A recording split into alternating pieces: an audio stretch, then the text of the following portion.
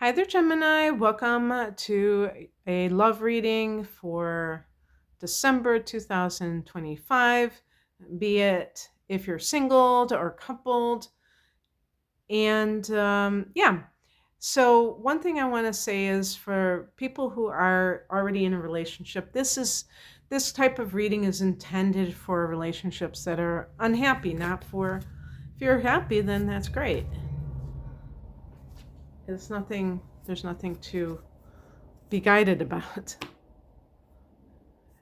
Not that I'm trying to guide anyone, I'm just picking cards here.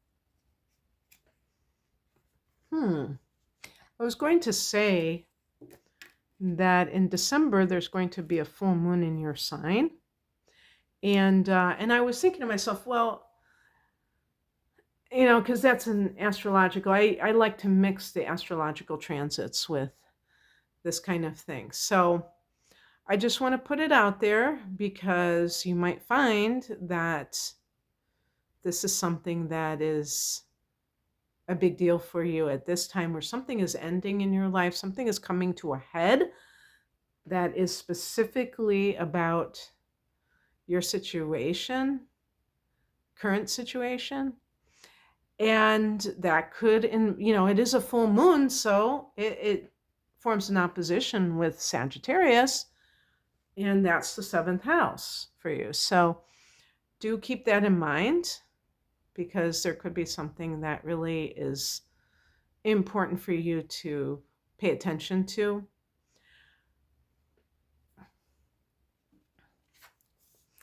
The heart of the matter is the Seven of Swords. This is a card. If you are in a relationship, you may sense that somebody is cheating on you, and that makes you not feel so good. The Nine of Swords, which is a card of anxiety, is crossing you. And, I suppose it could be the other way where you're doing this. And of course, as you probably know, that's not really the answer. I don't judge because I know that sometimes there are extenuating circumstances and there might be times when just leaving that relationship isn't really the best thing if you have children and you need to get situated. And, there's reasons why it doesn't always work that way. But so it could be, on your end that you're seeing somebody outside of your marriage or, primary relationship. But I'm going to go, since the Nine of Swords is below, I'm going to go with that you're experiencing this, but maybe you still are holding on to it for whatever reason. If you are single, you might just be going your own way and you're not like really that necessarily needing a relationship, which is really great because you don't want to need something, you want something, right? In the past position, we have the Queen of Swords, and there is this maybe emotional um, detachment from. I think that like for instance, if your partner's cheating, Gemini, of course, you're not just your sun sign. You might have Venus in Taurus, or Venus, or the Moon in Taurus or Cancer, and you're possessive as hell. So it doesn't always boil down to the sun sign, but just in general, Gemini people are not necessarily that possessive, but you're not going to like cheating. You're not going to like deception. So, but you can't control another person. So you may finally realize, hey, I have to separate my feelings from my thoughts so that if I need to make a decision, which the Queen of Swords can indicate, I can do so with the clarity of mind, that I'm not just sitting here feeling helpless, like I know that I have some ability to do this.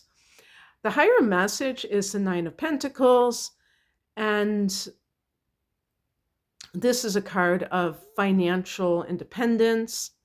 And this may be something that I'll tell you two things. If you don't have that, like if you are someone who's dependent on your spouse for your money and you're not happy with your spouse and you want to leave, but you feel trapped because of money, then what the Nine of Pentacles symbolizes is something that you have to work towards, because then all the pieces will fall in place. It's not enough to just go, oh, damn, I can't live on my own, and then just shrug your shoulders and move on.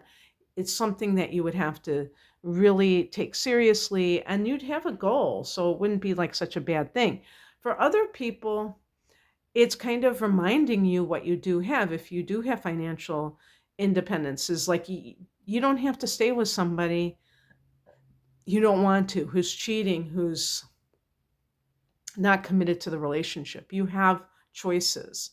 If you're single, it's kind of letting you know that you can wait for a person that really is going to give you what you need, which for Gemini is a lot of freedom. You can't handle a person who's questioning you all the time, being possessive, being, controlling. That's not going to work for you.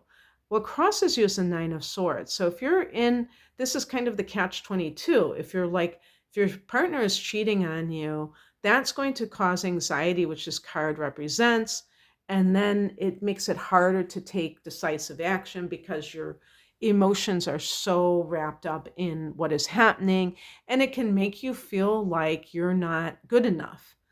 And by the way, when I talk about the Seven of Swords, I mean, it could be even like sometimes the Seven of Swords can be that you are kind of like trying to get out of a situation in a very careful way because of the person you're dealing with, where you don't want them to try to destroy your life. And so it can be something where, you have to, be very clever about it to get what you want. And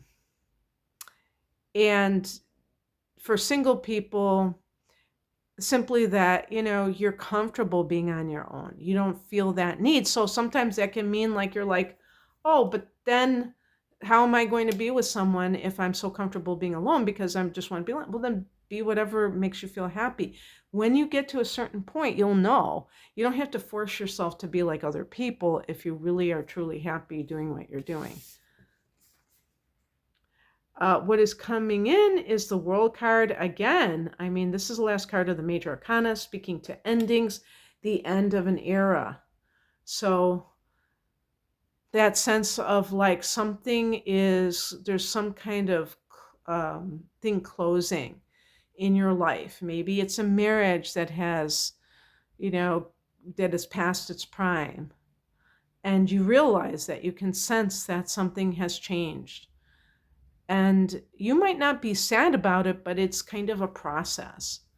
Even if you're single, you might be feeling like you're done living where you're living and you want to move. And that could be where you meet your soulmate. So it's all about the timing and all about what, it's not just about, I want to find someone, being more organic, or holistic, we look at other things in our life that could be affecting things.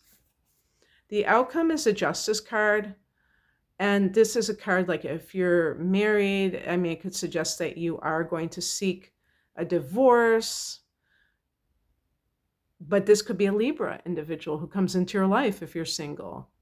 The moon and the sun are on the scales.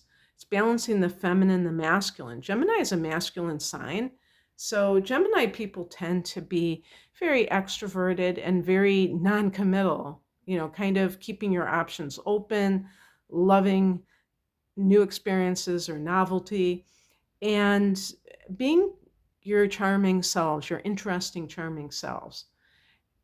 You have special needs in relationships because of your love of freedom and your love of, all things new. And so I do think the idea of choosing wisely is really important.